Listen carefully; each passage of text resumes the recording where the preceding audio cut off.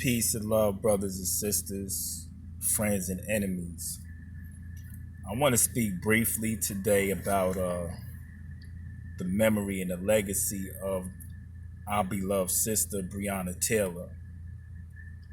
In the wake of all this notoriety with the recent tragedy of the George Floyd murder in Minneapolis, we made tremendous strides fighting for peace, fighting for liberty, justice, and equality. It started out with rioting and looting because of the explosive anger and rage from the 400 plus years of oppression continuing into 2020. I mean, this has been a very tumultuous year for us.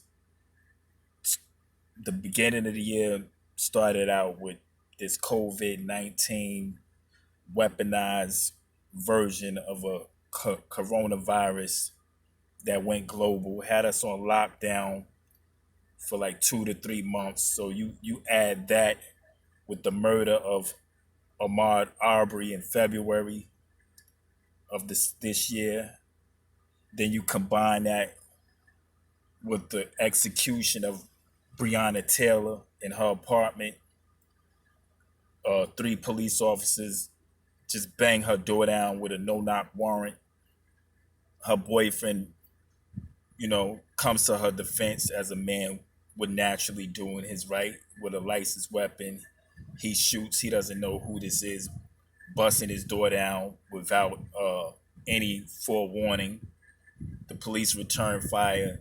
They end up murdering this young black sister, shooting her 8 times. Essential worker, EMT worker. I'm sure when she came home from work that day, she had no idea that she was not going to make it into the next day. So now we have that incident. Now, May 25th, which is my mother's birthday, George Floyd in Minneapolis gets murdered by a police officer, while 3 other police officers just watched the murder take place. Guard the crime scene, well, the execution scene. They just watch it. So the world witnesses this, and we're mortified. We're mortified, rightfully so, because being black in America, sometimes it can feel like your skin is a death warrant. I know as me being a black man, if I'm ever pulled over or apprehended by the police, all they have to say is it looked like he had a gun. And that's a free right to just shoot me, you know? So I have to be cognizant of that every day of my life. And not only for my life, I have to be aware that this can also happen to my children, to my nephews, even to my nieces. They don't discriminate. They attack the men, they attack our women. And a lot of it is based on preconceived notions about black people. It's a deep-rooted systemic racism that is a cancer in the body of America. It's a cancer that we need to rid the body of America of through peace, love, and understanding. Unfortunately, a lot of races, they don't want peace. If you don't want peace, then you can't receive love and there will be no understanding. Therefore, we have to go forward on knowledge and not emotion. Knowledge lets us know we need new laws and legislation put in place that address this cancer to balance the scales of justice. Today they had a congressional hearing.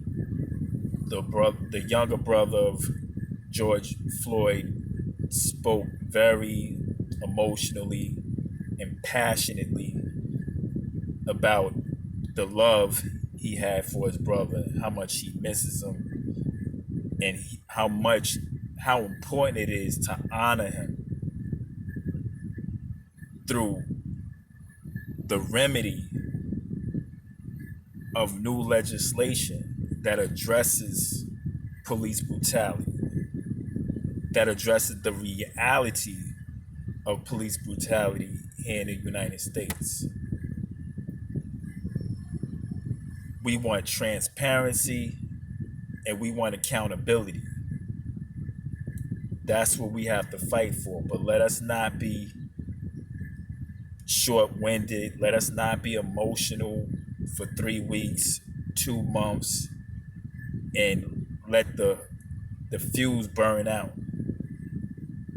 This is a monumental time in African American history in the United States of America.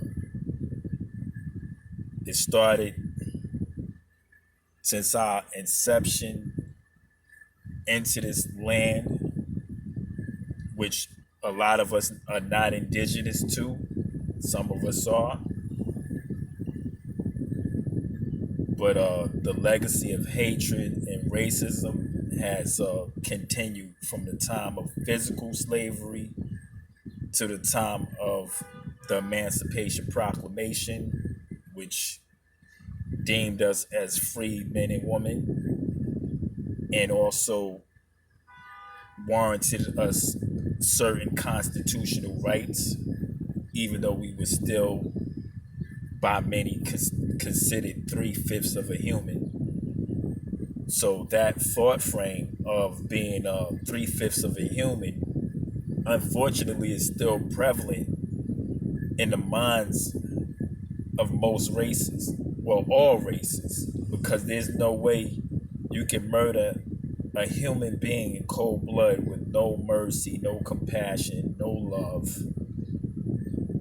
and you look at this person as an equal, as a brother, as a sister, as somebody whose life has value. And that's something else I wanted to mention. George Floyd's brother made a really great statement giving his testimony. He asked, because the cops were called on the scene, apparently because George Floyd had tried to purchase something or used a counterfeit $20 bill. So at the end of the day, the call that cost this man his life was over a counterfeit $20 bill.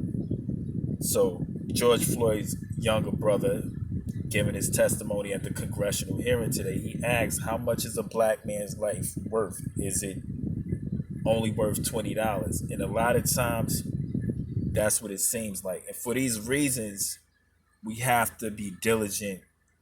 We have to be determined. We have to be dedicated. We have to be intelligent. We have to be passionate about justice, inequality. We have to be passionate about police accountability and what it's going to take to gain these laws and have them put in the books, where you can't just come into our neighborhoods like a crew of renegades and just take innocent life and have no accountability for it. But in closing, I really want to touch base on us not forgetting the multitude of other innocent black lives that were stolen by the hands of rogue police officers. Breoana Taylor, that sister, let us honor her. Let us not forget her name. Although the focus right now is on George Floyd's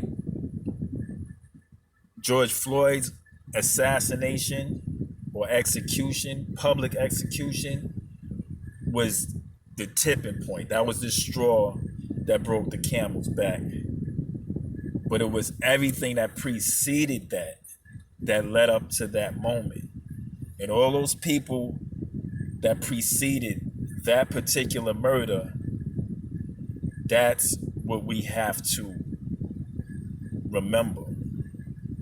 That's what this fight is about. It's not about one person, it's about a litany of black lives. And it's not only black lives, there were other lives that were stolen, people that were Caucasian, people that were Hispanic, innocent people. Because we live in a culture of police brutality and systemic racism. And some people feel just because they have a badge, they have a right to kill. That's the cancer killing the body of America.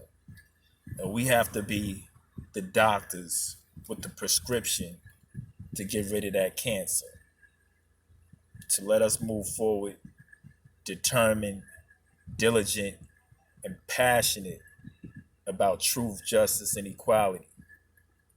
Let us go to our local politicians, keep pushing for this legislation, our local city councilmen, our borough presidents. Let's stay on them. Let's call them, make phone calls.